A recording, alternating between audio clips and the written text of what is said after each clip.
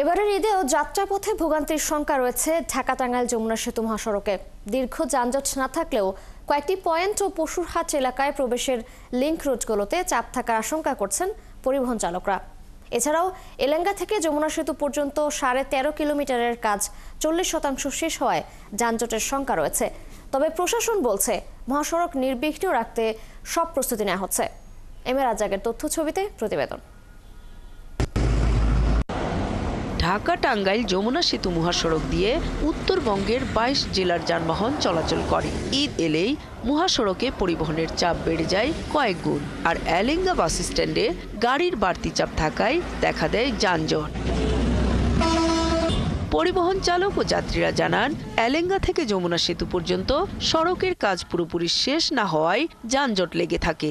এছাড়াও কুরবানির পশুবাহী ট্রাকের কারণেও যানজটের আশঙ্কা করছেন তারা। এই যানজট হতে পারে না, এই রোডের কোনো গ্যারান্টি নেই তো। উল্টাপাল্টা চালানোর কারণে অনেক টাইমে এই যানজটটা হয়ে থাকে। গরু গাড়িগুলো যেগুলো আছে তারা রাত্রে যেন গাড়িগুলো ছাড়ে, দিনের বেলায় রাস্তাগুলো ক্লিয়ার রাখে। আর্মি থাকে এবং পুলিশ থাকে, এই জন্য ওনারা ক্লিয়ার করার জন্য খুবই চেষ্টা করে। এদিকে ঈদে মহাসড়কের 4 লেন চালুর কথা বললেও মূল সড়কের কাজ শেষ করতে পারেনি ঠিকাদারি প্রতিষ্ঠান। আমাদের সার্বক্ষণিক যমুনা সেতুতে 9টা 18টা বুথ চালু থাকবে টোল আদায়ের জন্য, এবং যে কোনো দুর্ঘটনা উদ্ধারের জন্য আমাদের সবসময় নিজস্ব 2টা র্যাকার মজুদ থাকবে। তবে মহাসড়কে ফিটনেসবিহীন যানবাহন চলাচল করতে দেওয়া হবে না বলে জানিয়েছেন জেলা পুলিশ সুপার। এছাড়াও এবার 65 কিলোমিটার মহাসড়কে প্রায় 6 শতাধিক পুলিশ ও স্বেচ্ছাসেবী দায়িত্ব পালন করবে বলে জানান তিনি।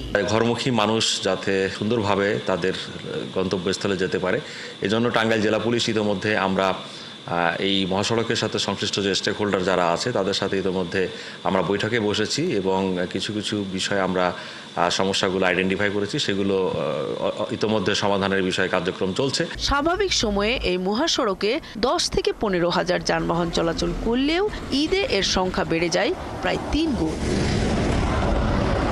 নূর তাজমিন নীর, 71। দর্শক, এ নিয়ে আরো খবর জানাতে টাঙ্গাইল থেকে আমাদের সাথে যুক্ত হচ্ছেন সহকর্মী এম এ রাজ্জাক। রাজ্জাক, মহাসড়কের ভোগান্তির শঙ্কায় প্রশাসনের বক্তব্য কি, এবং ঈদ যাত্রা নির্বিঘ্ন করতে এবার প্রশাসন কি কি প্রস্তুতি নিয়েছে?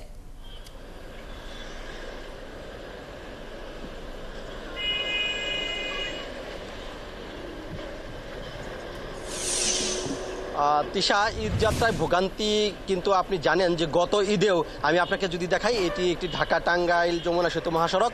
গত ঈদেও যেভাবে এই মহাসড়ক দিয়ে নির্বিঘ্নেই মানুষ কিন্তু তাদের গন্তব্যস্থলে পৌঁছাতে পেরেছে, ঈদ উপলক্ষে যারা বাড়ি গিয়েছে তারা কিন্তু স্বস্তিতেই বাড়ি পৌঁছিয়েছে, এরকমটি কিন্তু গতবারের চিত্র ছিল। এবার ঈদেও ঠিক এমনটি চিত্র দেখা যাবে বলে আইন শৃঙ্খলা রক্ষাকারী বাহিনীর লোকজন জানিয়েছে। তবে বিশেষ করে টাঙ্গাইলের যিনি পুলিশ সুপার রয়েছেন, তার বিশেষ কিছু উদ্যোগের কারণে কিন্তু গতবার মানুষ নির্বিঘ্নেই বাড়ি ফিরতে পেরেছে।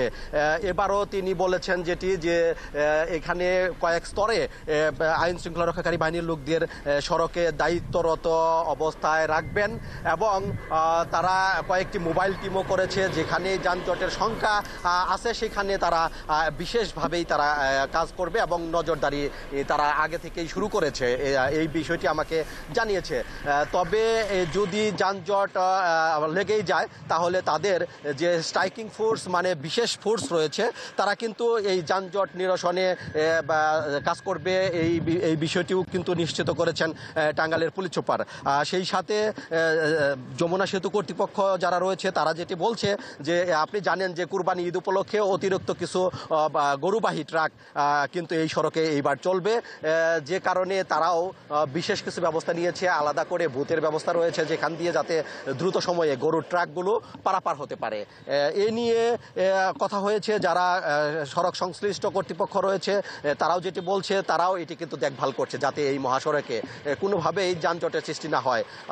সেই উপলক্ষে ইতিমধ্যে জেলা পুলিশ সড়কের বিভিন্ন যে খানাখন্দ রয়েছে সেই খানাখন্দ নিয়ে ইতিপূর্বে তারা এটি চিহ্নিত করেছে এবং বিভিন্ন জায়গায় সড়ক বিভাগকে বলে সেটি কিন্তু মেরামতের ব্যবস্থাও করেছে।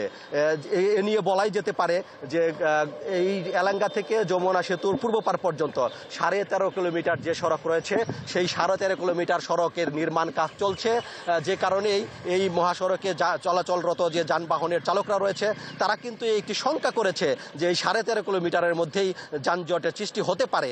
তবে এটি মাথায় রেখেই টাঙ্গাইলের যে পুলিশ বিভাগ রয়েছে, বিভিন্ন ধরনের যারা এই সড়ক নিয়ে কাজ করেন, এই বিভিন্ন ধরনের লোকজন, তারাও কিন্তু এটি মাথায় রেখে তারা কাজ করে রাজাক, ধন্যবাদ আপনাকে। দর্শক, ঢাকা টাঙ্গাইল মহাসড়কের খবরাখবর নিয়ে যুক্ত ছিলেন আমাদের সহকর্মী এম এ রাজাক। সিলেটের সীমান্তবর্তী জনপদ জকিগঞ্জ থেকে সিলেটগামী 22 কিলোমিটার দীর্ঘ সড়কটি দীর্ঘদিন ধরেই বেহাল। এলাকাবাসী বলছেন অন্তত 6 বছর ধরে সড়কটি কোনো সংস্কারের মুখ দেখেনি। সিলেট এলজিআরডি বলছে কিছু সংস্কার হলেও পুরো সড়কটি সংস্কারের কোনো প্রকল্প তাদের হাতে নেই। উপায় না দেখে সড়ক সংস্কারের দাবিতে জেলা এলজিআরডি দপ্তরে তালা দেওয়ার হুঁশিয়ারি দিয়েছেন সিলেটের এক রাজনৈতিক দল নেতা। আব্দুল আজিজ জাফরানের ছবিতে হোসেন আহমেদ সুজাদের প্রতিবেদন। জকিগঞ্জ থেকে প্রতিদিন সিলেট শহরে যাতায়াত করেন হাজারো মানুষ, কিন্তু সিলেট শেওলা 0 পয়েন্ট জকিগঞ্জ 22 কিলোমিটার দীর্ঘ এই সড়কটির বেশিরভাগ জায়গায় দীর্ঘদিন ধরে ভাঙা। স্থানীয়রা বলছেন 2018 সাল থেকে ভাঙন শুরু হয় এ সড়কে, পুরোটাই এখন যেন মরণ ফাঁদ। অতিরিক্ত ভাঙনের কারণে ভারী যানবাহন চলাচল প্রায় বন্ধ। ফাড়ি আপনার খাল নালার মতো, মানে এক এক জায়গাত গর্ত বড় বড় হয়ে গেছে। একবারে ই বাজু অবস্থা ভালো না, একবার গাড়ি লইয়া বারণী বাদে গাড়ি নিয়ে ওয়ার্কশপ ভর্তি করা লাগে, আর গাড়ি চালাইবার ক্ষমতা নাই, গাড়ির অর্ধেক কাম করা লাগে, ওয়ার্কশপ নেওয়া লাগে। বাগানে গাড়িতে অনেকগুলো সমস্যা হয়, গাড়িতে জাম্পারের সমস্যা হয়, ব্রেকের সমস্যা হয়, স্প্যান্ডেলের সমস্যা হয়, অনেকগুলো আছে। রোগীর অনেক ক্ষতি হচ্ছে, বা যে প্যাসেঞ্জারের ক্ষতি, রাস্তার গাড়িগুলোরও ক্ষতি আছে। যেখানে আধা ঘন্টা রাস্তা পার হওয়া যেত সেখানে এখন মোটামুটি 1.5 থেকে 2 ঘন্টা লাগে। বিভিন্ন সময়ে সড়ক সংস্কার ও অব্যবস্থাপনার প্রতিবাদে আন্দোলনে নামে বিভিন্ন রাজনৈতিক দল ও সামাজিক সংগঠন, তবে তাতেও সুরাহা হয়নি।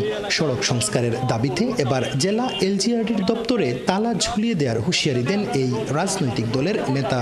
আমরা এই পরিকল্পনা নিয়েছি যে আমাদের আওয়াজ সিলেট শহরে যায় আমরা আওয়াজ করব, এই আওয়াজ কেন্দ্র পর্যন্ত পৌঁছবে ইনশাআল্লাহ। এদিকে সিলেট এলজিআরডি কর্তৃপক্ষ বলছে 5 কিলোমিটার সড়ক সংস্কারের কাজ চলছে, তবে পুরো 22 কিলোমিটার সড়ক সংস্কারের কোনো প্রকল্প এখন নেই। জকিগঞ্জ শেওলা যে রাস্তাটা, এই রাস্তাটা এবং সিলেট টিলাগড় গাছবাড়ি যে রাস্তাটা, এই দুইটা রাস্তা মেরামত করতে যে পরিমাণ টাকা দরকার তার একটা সামারি আমরা প্রকল্প পরিচালক মহোদয়কে দিয়ে রেখেছি।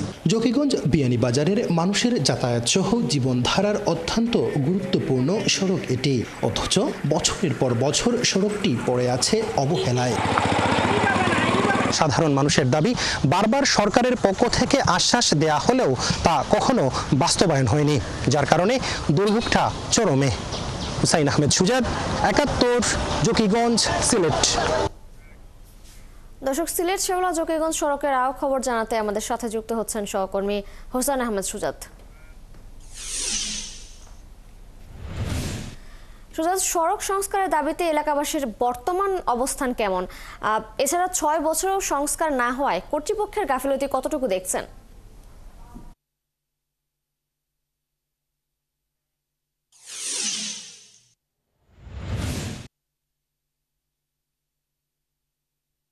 আসলে দেখুন, এই সড়কের যে অবস্থা সেটা আসলে বলার ভাষা রাখে না। দীর্ঘ 6 বছর থেকে কিন্তু জকিগঞ্জের মানুষ যে কষ্ট পোহাচ্ছেন সেটা আসলে খুবই দুঃখজনক। এবং আপনি জানেন যে জেলা থেকে 100 কিলোমিটার দূরে কিন্তু এই জকিগঞ্জ উপজেলার অবস্থান, অর্থাৎ সীমান্তবর্তী উপজেলাটির অবস্থান। এবং জকিগঞ্জে যাওয়ার মূলত 3টি রাস্তা রয়েছে, তার মধ্যে দীর্ঘতম যে রাস্তা সিলেট জকিগঞ্জ সড়ক, সেটির দূরত্ব 100 কিলোমিটারের বেশি। তবে যে সিলেট শেওলা 0 পয়েন্ট যে সড়কটি রয়েছে সেই সড়ক দিয়ে কিন্তু আসলে কম সময়ের মধ্যে সিলেটের মানুষ জকিগঞ্জে যেতে পারে, আবার জকিগঞ্জের মানুষ সিলেটে আসতে পারে। তো এই সড়কটি আসলে 6 বছর থেকে এমনভাবে ভেঙে গিয়েছে যে আসলে সাধারণ এলাকার যারা সাধারণ মানুষ আছে তাদের ভাষায় যে যুদ্ধের ট্যাঙ্কও কিন্তু সেই সড়ক দিয়ে যাবে না, এমনটাই কিন্তু তারা বলছেন। এবং তারা বলছেন যে তাদের এই এলাকার মানুষ যারা আছেন, জকিগঞ্জের মানুষ এবং বিয়ানীবাজারের মধ্য দিয়ে এই সড়কটি গিয়েছে, দুই উপজেলার মানুষের মধ্যে কিন্তু এখন উৎকণ্ঠা, হতাশা বিরাজ করছে। তারা বলছেন যে কোনোভাবেই তারা এটি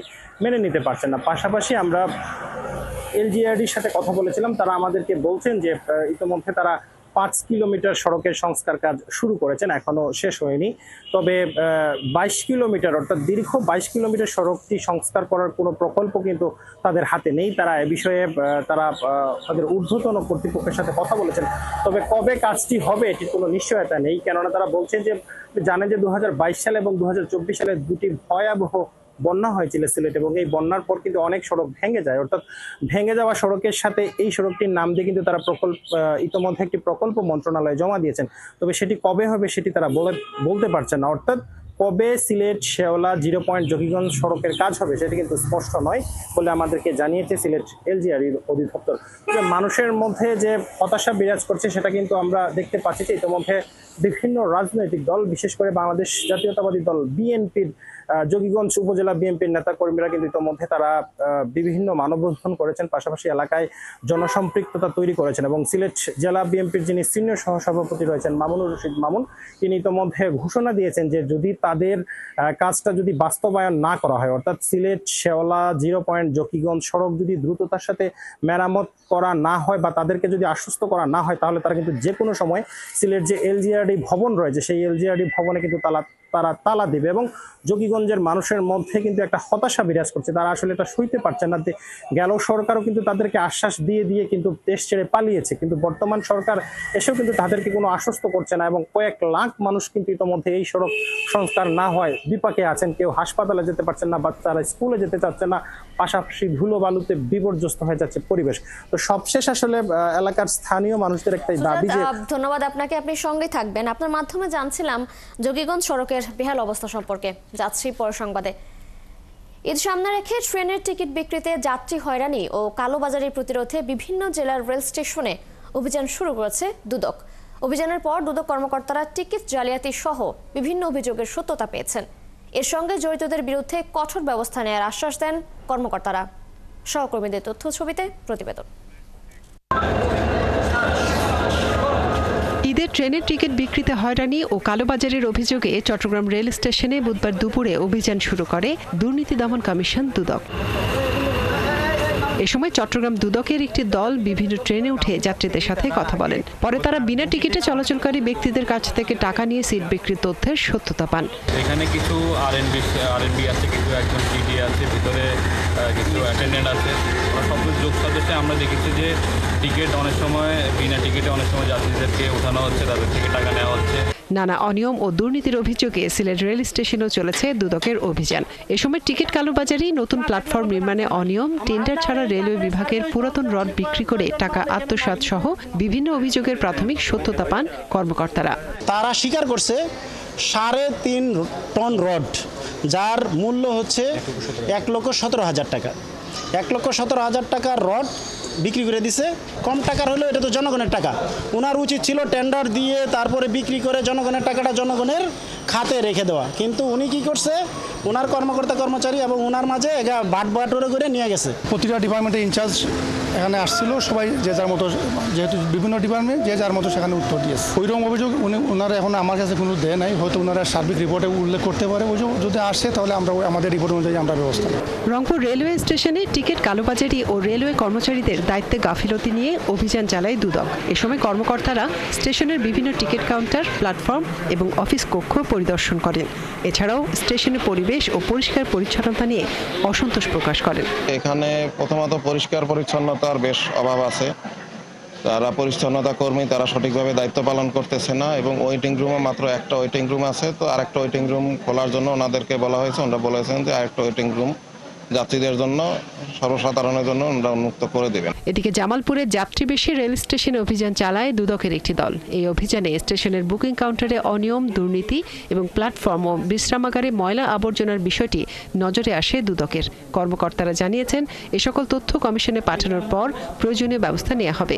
আমরা দুদকের পরিচয় দিলে তাহলে আমাদের কাছে যে বিলটা আসবে 1500 টাকা, সেটা ওনারা যদি পাবলিক আসে তাদের কাছ থেকে বা যদি সাধারণ মানুষ আসে তাদের কাছ থেকে সেটার বিল চাইছে 5,000 টাকা।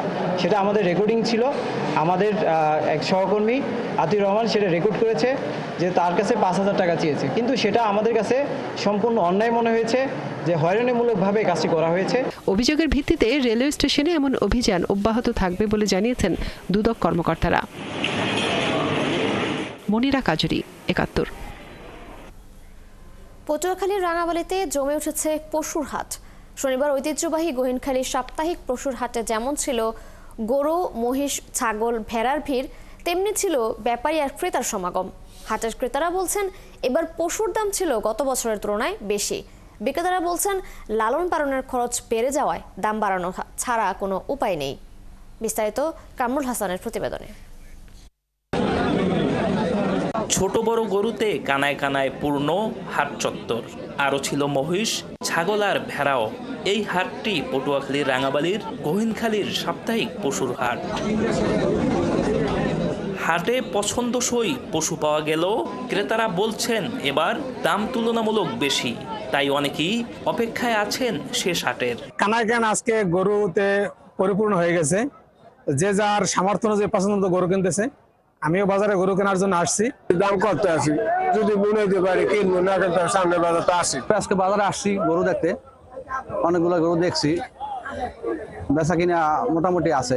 আর বিক্রেতাদের দাবি পশুপালনে খরচ বেড়েছে, তাই দাম কমানো সম্ভব হচ্ছে না। ক্রেতা তারা সস্তায় কিনতে পারতে আছে, বিক্রেতারা একটু লসে আছে বলছে। আগে অনেক বাজার বেশি আছে, এখন অনেক বাজার কম। এই অবস্থা কি আমি গরু বেচা কিনি করবো? আমি 85,000 টাকা চাইছি, 65,000 টাকা।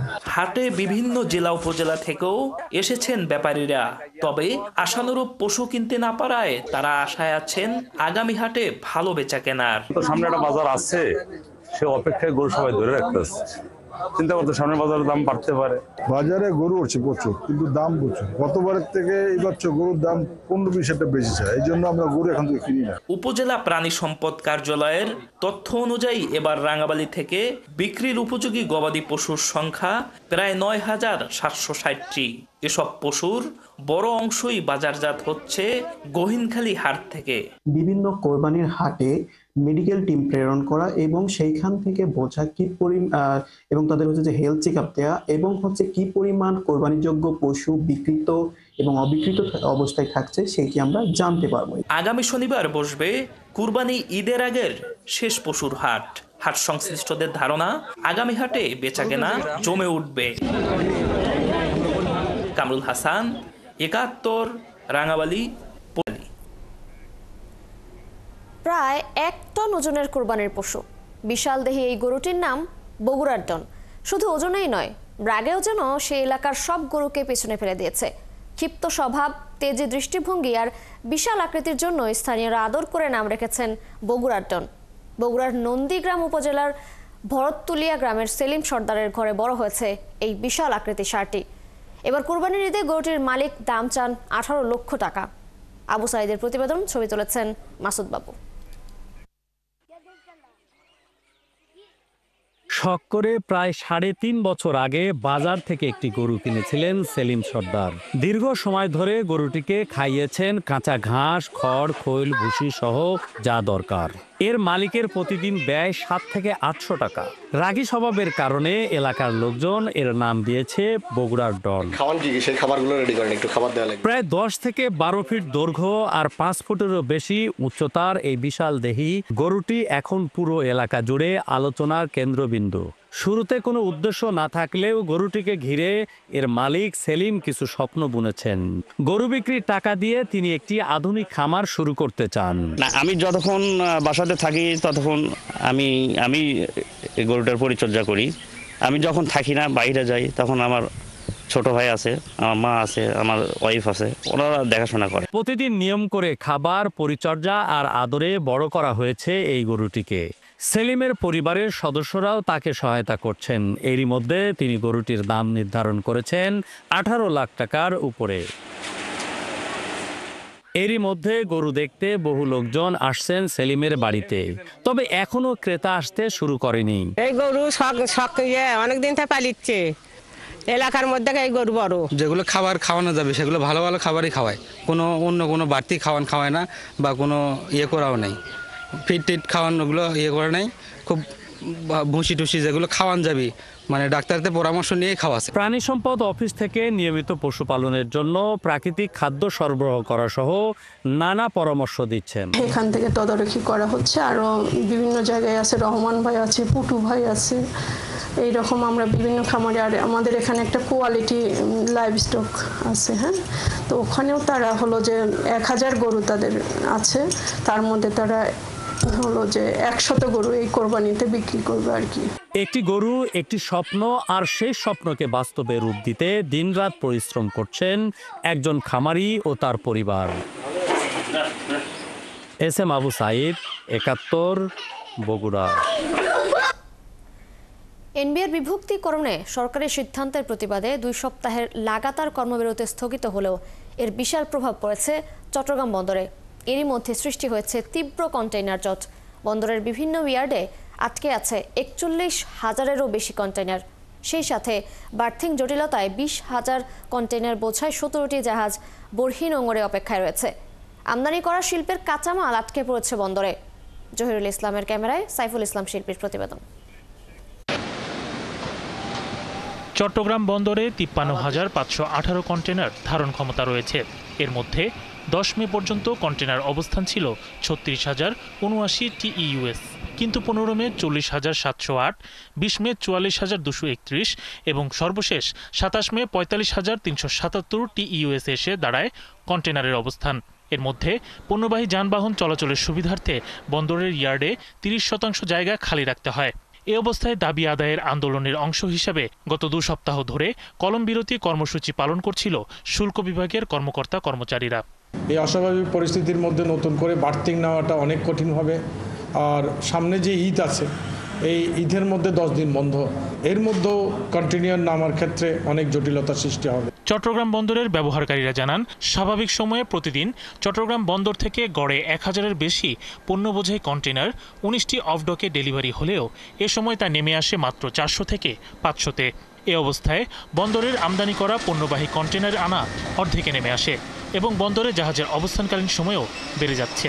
অফডকগামী যে 50 ধরনের কন্টেইনার রয়েছে আমদানি পণ্য, এগুলোর একটা বিশাল ভলিউম কিন্তু চট্টগ্রাম বন্দরে জমেছে এবং অন্যান্য কন্টেইনারের ডেলিভারিটাও যেহেতু বন্ধ ছিল চট্টগ্রাম বন্দর থেকে, সুতরাং সর্বসাকুল্যে চট্টগ্রাম বন্দরের মধ্যে আমদানি পণ্যের একটা বিশাল জট তৈরি হয়েছে।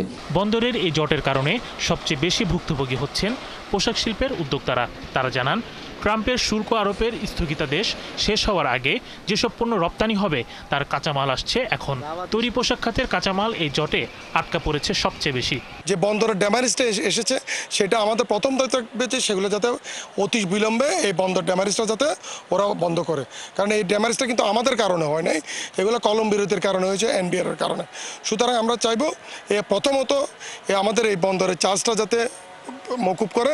পণ্যবাহী কন্টেইনার ডেলিভারিতে গতি এনে পরিস্থিতি সামাল দেওয়ার চেষ্টা করছে বন্দর কর্তৃপক্ষ। প্রতিদিন অন্তত 5000 কন্টেইনার ডেলিভারির লক্ষ্যমাত্রা নির্ধারণ করেছে বন্দর কর্তৃপক্ষ। এখন কাস্টমসের কর্মবিরতি উদ্র হয়েছে, কাস্টমস পুরোপুরি কাজ করতেছে এবং আমাদের যারা স্টেক হোল্ডার আছেন, ইম্পোর্টার আছেন, তারাও আগের থেকে অনেক সোচ্চার হয়েছেন তাদের কার্গো কন্টেইনার ডেলিভারি নেওয়ার জন্য। এবং আমি দেখতেছি গতকালের চেয়ে আজকে ডেলিভারি অনেক বেশি হয়েছে এবং এভাবে চলতে থাকলে, কন্টিনিউ করলে আমি মনে করি আর 2-1 দিনের মধ্যেই এই সাময়িক যে জ্বর সৃষ্টি হয়েছে এটা উঠে যাবে। বর্তমানে চট্টগ্রাম বন্দরে প্রধান চিটিতে 9টি এবং বহির্নোঙরে 17টি কন্টেইনারবাহী জাহাজের অবস্থান রয়েছে। শরীফ আজাদ প্রীতম, 71। চলছে দেশযোগ, ফিরছি বিরতির পর 71-এর সাথেই থাকুন। সারপ্রাইজের জন্য রেডি তো? এরকম নিম্নমানের ফ্ল্যাশ ট্যাঙ্ক আপনার যে কোনো সারপ্রাইজিং মোমেন্টকে করে ফেলতে পারে সাফানি। তাই আপনার রুচির সাথে মানানসই স্টাইলিশ সব ডিজাইন থেকে বেছে নিন পানি সাশ্রয়ী ও long lasting shine flash tank. Fittings shine তো সবকিছু ফাইন। প্রতিদিন আছে যে সুযোগ আছে আসার, নতুন ক্লোজ আপ তোমাকে দেয় 6 গুণ বেশি ফ্রেশনেস। এখন ট্রিপল ফ্রেশ ফর্মুলার সাথে মুখের কোনায় কোনায় পরিষ্কার করে, জীবাণু থেকে সুরক্ষা দেয় সতেজ নিঃশ্বাস 12 ঘন্টা পর্যন্ত। ক্লোজ আপ 12 ঘন্টা পর্যন্ত সতেজ নিঃশ্বাস।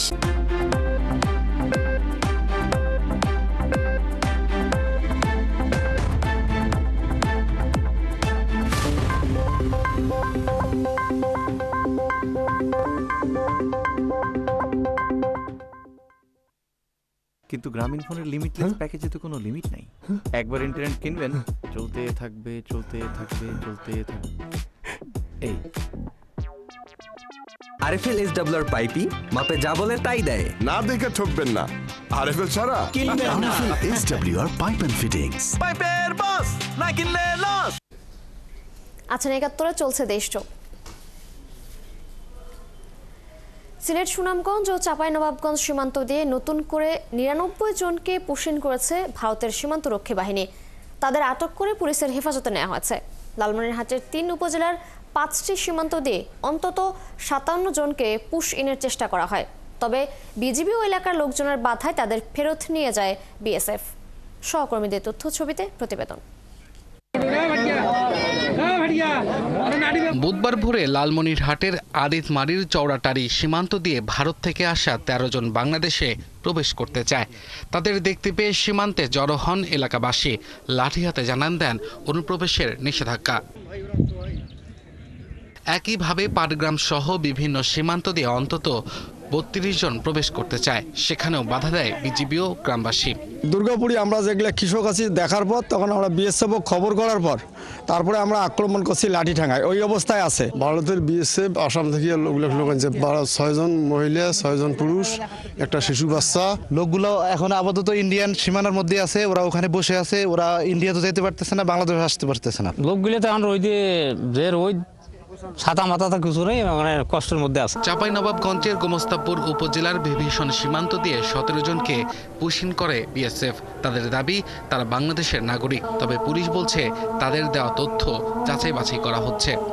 থানা নাগেশ্বরী, জেলা কুড়িগ্রাম, পোস্ট অফিস কুলাহাট। আমরা গেছিলাম কাজে দালালের হাতে।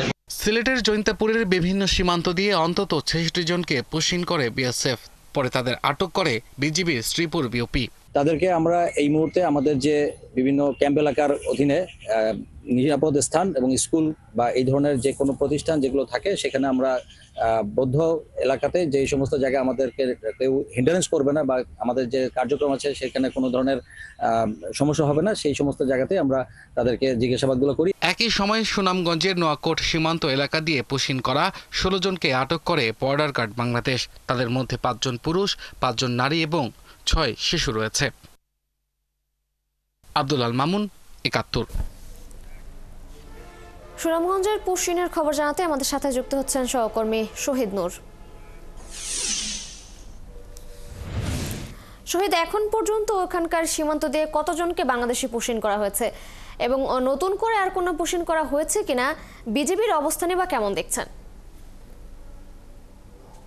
তৃষা, ধন্যবাদ আপনাকে। দেখুন, গত কিছুদিন যাবত আমরা কিন্তু সুনামগঞ্জের ৯০ কিলোমিটার সীমান্তের খবর জানাচ্ছিলাম, কেননা এই সারা বাংলাদেশে যেভাবে পুশিনের ঘটনা ঘটছে, সুনামগঞ্জেও বিজিবি সতর্ক অবস্থানে রয়েছে।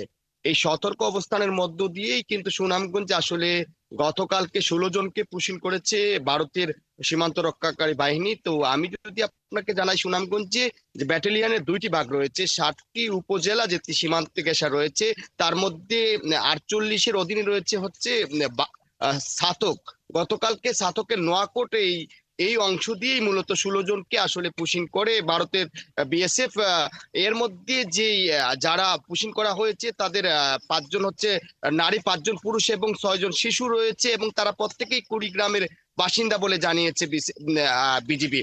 আমি যদি আপনাকে জানানোর চেষ্টা করি, সুনামগঞ্জের যে বাকি ৬টি উপজেলা রয়েছে যেটি ২৮ ব্যাটালিয়নের অধীনে, এখনো পর্যন্ত এই ২৮ ব্যাটালিয়নের অধীনে কোনো পুশিনের ঘটনা ঘটেনি। তবে গতকালকে দোয়ারাবাজার পেকপাড়া সীমান্তে ৩ জন স্বেচ্ছায় ভারত থেকে এসেছেন বলে জানিয়েছেন বিজিবির যিনি অধিনায়ক জাকারিয়া কাদির। তিনি যেমনটা জানিয়েছেন, ৩ জন হিজড়া গতকালকে আসলে তারা নিরাপত্তাহীনতার কারণে যারা ভারতে আসলে বসবাস করতেন তারা স্বেচ্ছায় প্রত্যাবর্তন করছেন বাংলাদেশে।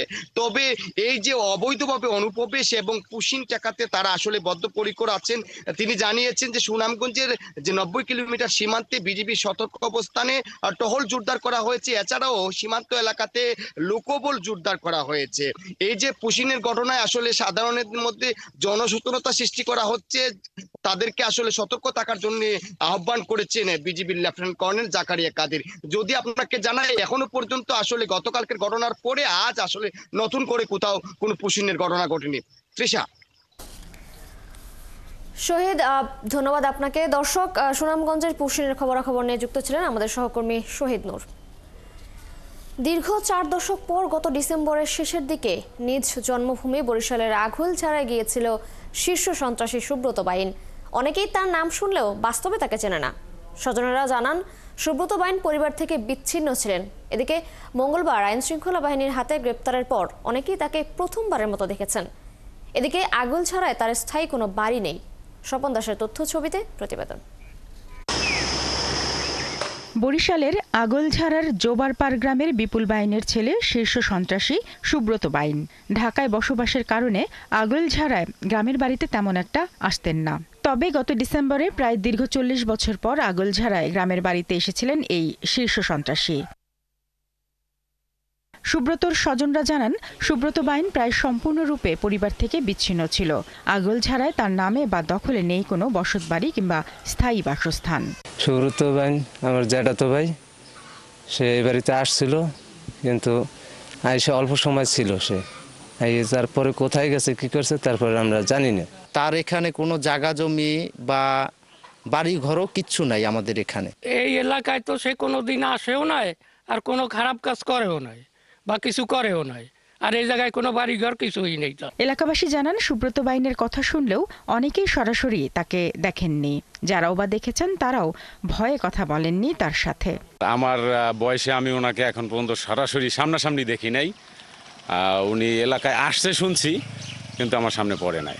এই রাস্তা দিয়ে গাড়ি লইয়ে হিনে গেছে, এরপর ওখানে মেলার সময় দাঁড়াই বসে হাগু মানুষ নিয়ে, কিন্তু আমরা কথা বলিনি কেউ। আগলঝাড়া থানার ভারপ্রাপ্ত কর্মকর্তা জানান, তার বিরুদ্ধে কোনো মামলা না থাকলেও একটি ওয়ারেন্টে তাকে খুঁজতে বিভিন্ন সময় তার বাড়িতে অভিযান চালায় পুলিশ।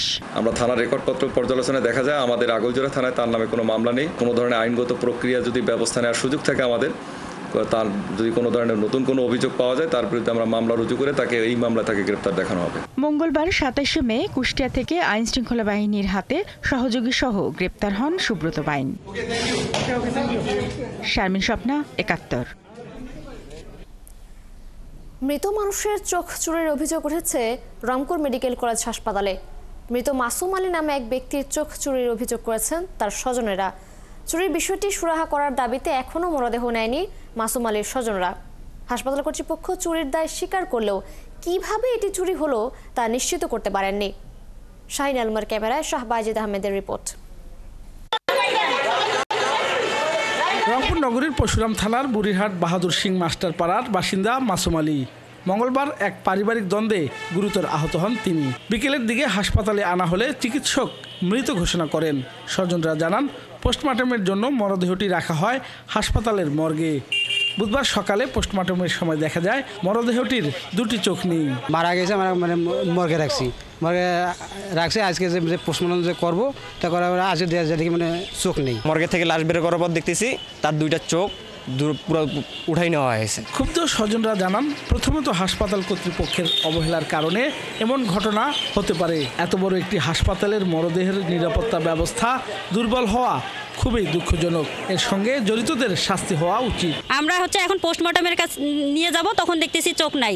এখন ওনারা বাজে একটা অজুহাত দিচ্ছে যে চিকা নিয়ে গেছে। এখানে রক্ষকে ভক্ষক হইলো, তাহলে আমাদের এই লাশ এখানে রেখে কি লাভ হইলো? তাহলে তো আমরা নিজেরাই আসিয়ে পাহারা দিয়ে রাখতে পারতাম। এদিকে মঙ্গলবার নিহত মাসুমের সুরতহাল করেন সাব ইন্সপেক্টর হানিফ।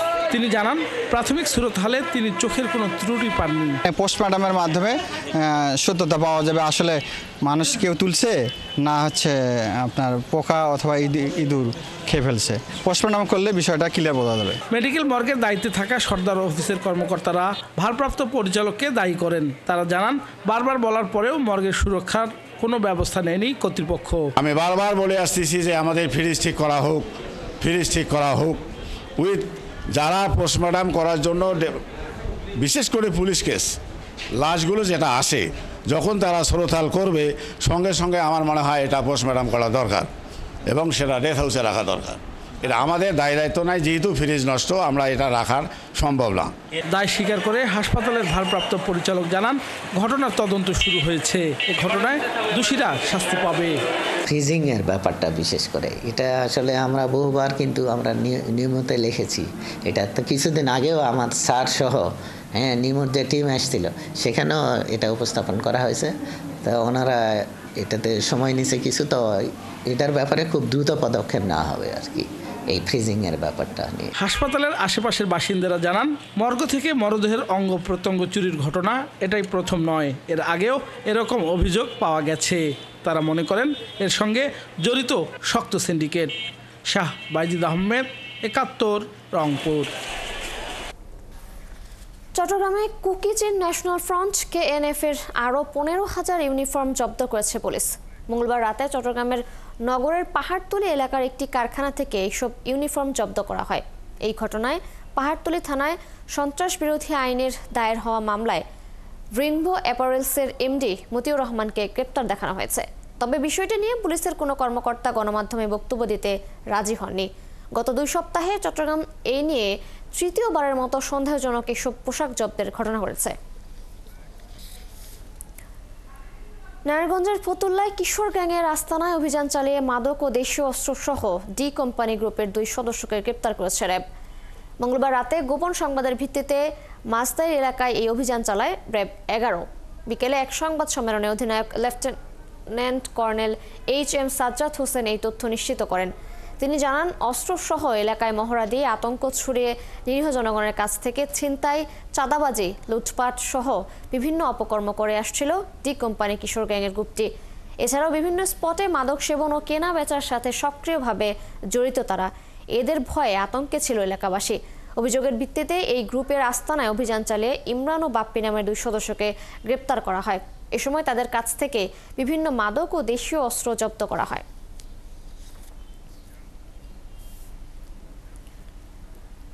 এই ডি কোম্পানি নামের ব্যানারে একটি কিশোর গ্রুপ তারা মহড়া দিচ্ছে এবং দেশীয় এবং আগ্নেয়াস্ত্র সহকারে তাদের এই মহড়াটা ছিল এবং সেটা যখন সোশ্যাল মিডিয়াতে ব্যাপক হারে ভাইরাল হয় এরপর থেকে আমরা আমাদের গোয়েন্দা তৎপরতা শুরু করি এবং তারই প্রেক্ষিতে গতকাল রাতে আমরা একটি অভিযান পরিচালনা করি নারায়ণগঞ্জের ফতুল্লা থানার মাছদাইর এলাকায়।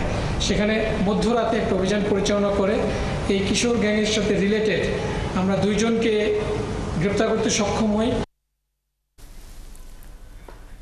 গাইবান্ধায় 3টি কারখানায় অভিযান চালিয়ে নকল শিশু খাদ্য সহ সরঞ্জাম উদ্ধার করে জরিমানা সহ 2 জনকে কারাদণ্ড দিয়েছে ভ্রাম্যমাণ আদালত। গোপন খবরের ভিত্তিতে মঙ্গলবার রাতে গাইবান্ধার পৌর শহরের কুটিপাড়ায় 3টি কারখানায় যৌথ বাহিনী অভিযান চালিয়ে এসব পণ্য উদ্ধার করে। পরে বুধবার দুপুরে এসব পণ্য ধ্বংস করা হয়। এ সময় 4,25,000 টাকা জরিমানা সহ 2 জনকে 1 বছর করে কারাদণ্ড দেয় ভ্রাম্যমাণ আদালত।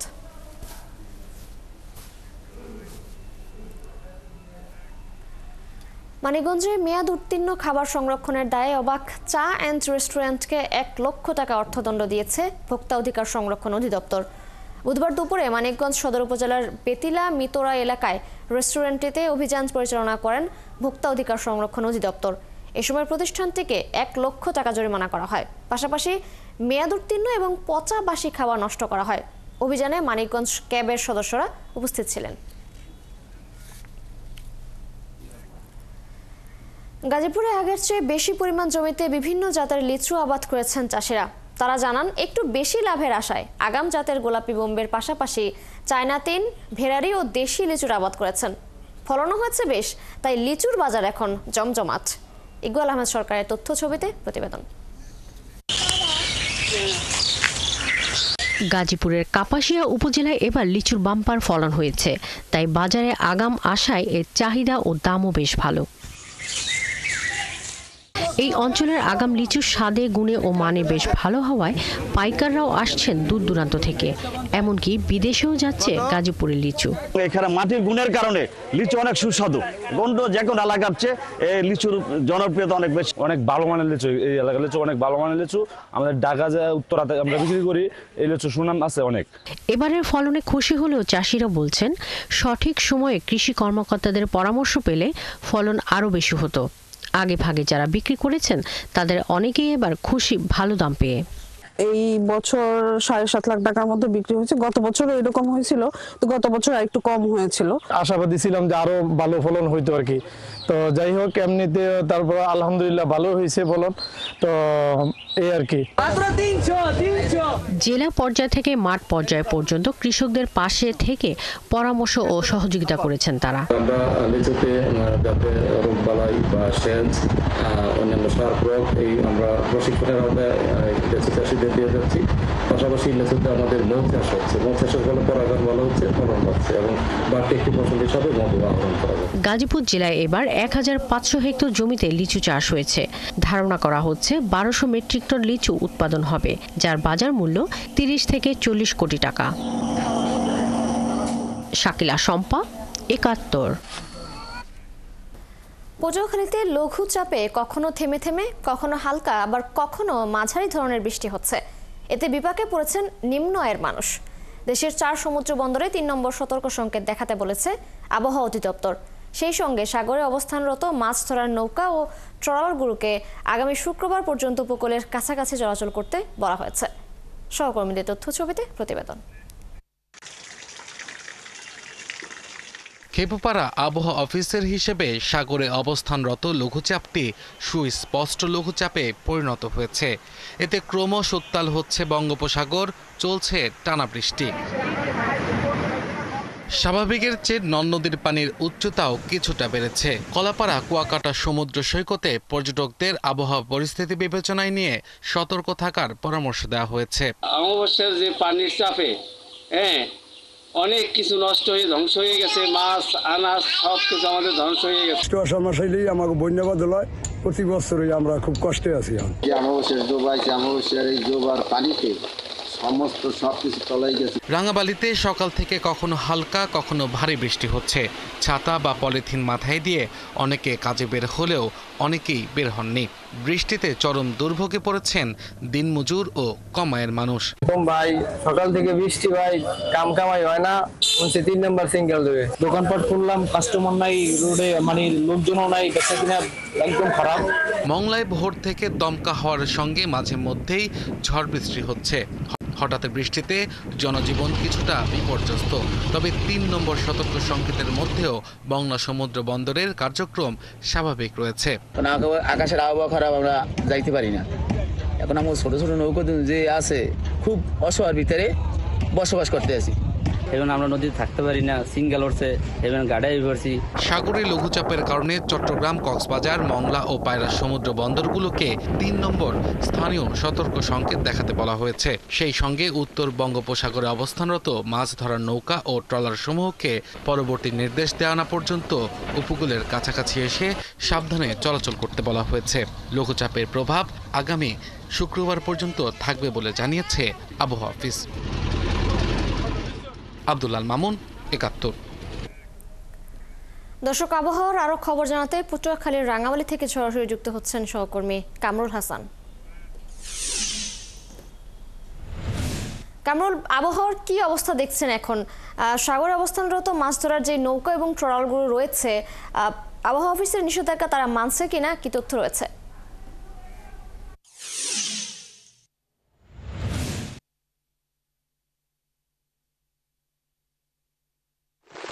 ধন্যবাদ আপনাকে। মুষলধারে বৃষ্টি হচ্ছে এই মুহূর্তে। ভোর থেকে কখনো হালকা, কখনো মাঝারি, কখনো ভারী বৃষ্টিপাত হচ্ছে এবং নদ নদী কিছুটা উত্তাল হয়ে উঠেছে, বঙ্গোপসাগর উত্তাল রয়েছে। এবং আপনি যে প্রশ্নটি করছিলেন, নদ নদীতে মাসিকারী জেলেরা ইতিমধ্যে তীরে ফিরে এসেছে এবং এই মুহূর্তে বঙ্গোপসাগরে 58 দিনের নিষেধাজ্ঞা চলছে, যার কারণে নিষেধাজ্ঞা মেনে চলা জেলেরা অনেক আগেই তীরে ফিরে এসেছে। তবে নিষেধাজ্ঞা যদি কেউ ভঙ্গ করে থাকে সেক্ষেত্রে একটি ঝুঁকির কারণ থাকতে পারে। এছাড়া আমি যদি আবহাওয়ার তথ্য জানাতে চাই, তাহলে সর্বশেষ আজ ভোর 6টা থেকে দুপুর 1টা পর্যন্ত নদী বন্দরের জন্য দেওয়া আবহাওয়ার পূর্বাভাসে বলা হয়েছে দমকা অথবা ঝোড়ো হাওয়া বয়ে যেতে পারে 60 থেকে 80 কিলোমিটার বেগে। এ কারণে পটুয়াখালী নদী বন্দরকে 2 নম্বর নৌ হুঁশিয়ারি সংকেত দেখে যেতে বলা হয়েছে এবং সেই সঙ্গে যুক্ত করতে চাই পায়রা সমুদ্র বন্দরে দেওয়া 3 নম্বর সতর্ক সংকেত এখনও বহাল রয়েছে। সুস্পষ্ট লঘুচাপটি ঘনীভূত হতে পারে বলছে আবহাওয়া অধিদপ্তর এবং আপনাকে যুক্ত করতে চাই এখন নদীতে জোয়ার চলছে এবং গত 2 দিন জোয়ারের পানি স্বাভাবিকের চেয়ে বৃদ্ধি পেয়েছিল, যার কারণে আজকেও নদী পাড়ে মানুষ শঙ্কা করছে যে জোয়ারের পানি স্বাভাবিকের চেয়ে বৃদ্ধি পেতে পারে এবং নদী পাড়ের মানুষ বলছে যে কিছু কিছু এলাকা রয়েছে চরমন্তাজ এবং কালিকাবুনিয়া, সেখানকার নাজুক বেড়িবাঁধ ঝুঁকির মধ্যে রয়েছে এবং সেই সঙ্গে চরমন্তাজের চরান্ডা বেড়িবাঁধ অনেক আগে থেকেই ভাঙা, সেই বেড়িবাঁধ নিয়ে ঝুঁকিপূর্ণভাবে এলাকার মানুষ বসবাস করছে অরক্ষিত অবস্থায় এবং এলাকার মানুষজন বলছে যে এই যে টানা বৃষ্টি এবং সেই সঙ্গে থেমে থেমে দমকা বাতাস, যার কারণে জোয়ারের পানির উচ্চতাও গত 2 দিনে বেড়ে বেড়িবাঁধ নিয়ে তারা। কামরুল হাসান, ধন্যবাদ আপনাকে। দর্শক, পটুয়াখালীর রাঙামালি থেকে আবহাওয়ার খবরাখবর নিয়ে যুক্ত ছিলেন সহকর্মী কামরুল হাসান।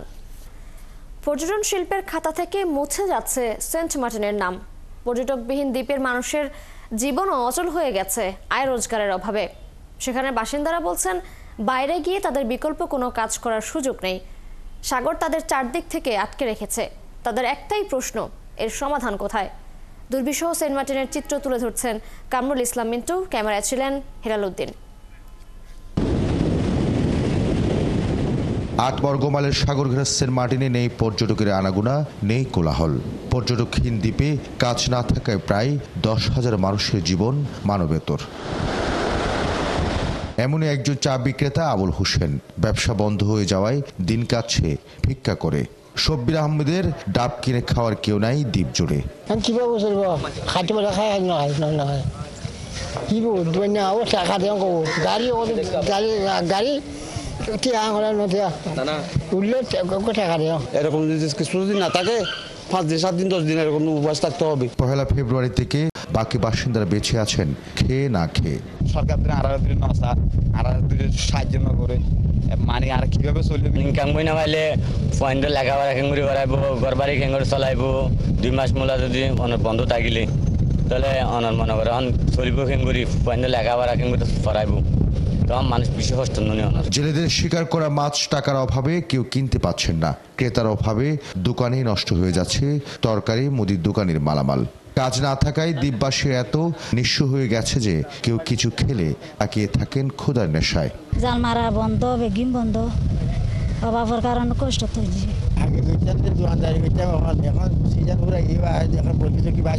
মাঝে মধ্যে নৌবাহিনী ও কোস্টগার্ড সেন্ট মার্টিনের বাসিন্দাদের সহযোগিতা করেন। কিছুদিন আগেও চিকিৎসা ও ত্রাণ সেবা দিয়েছে কোস্টগার্ড। সেন্ট মার্টিনের বাসিন্দাদের প্রশ্ন, কি কারণে তাদের এই পরিণতি, আর কতদিন এভাবে জীবন কাটাতে হবে তাদের? কামরুল ইসলাম মিন্টু, 71, কক্সবাজার।